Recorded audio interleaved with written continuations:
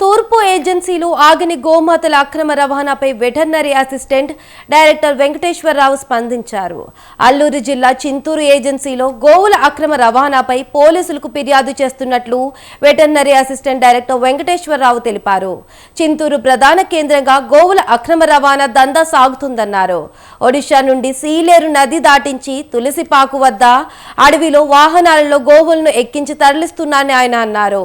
ఇకనైనా అధికారులు స్పందించి మూగజీవుల అక్రమ రవాణాకు అడ్డుకట్ట వేయాలని స్థానికులు కోరారు.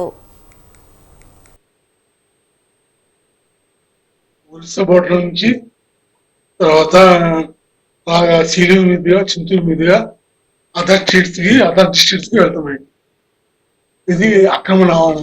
వీళ్ళకి ఏ సర్టిఫికేట్ లేదు, గవర్నమెంట్ నుంచి కానీ ఏమి సర్టిఫికేట్ కానీ డాక్యుమెంట్స్ కానీ ఏం చూపకుండా వాళ్ళు అధికారులు కళ్ళు కప్పి అధికారులు తెలియకుండా వాళ్ళు అక్రమంగా స్టేట్ దాటి డిస్ట్రిక్ట్స్ అని తగులుతాయని మాకు న్యూస్ ప్రకారం తెలుస్తుంది.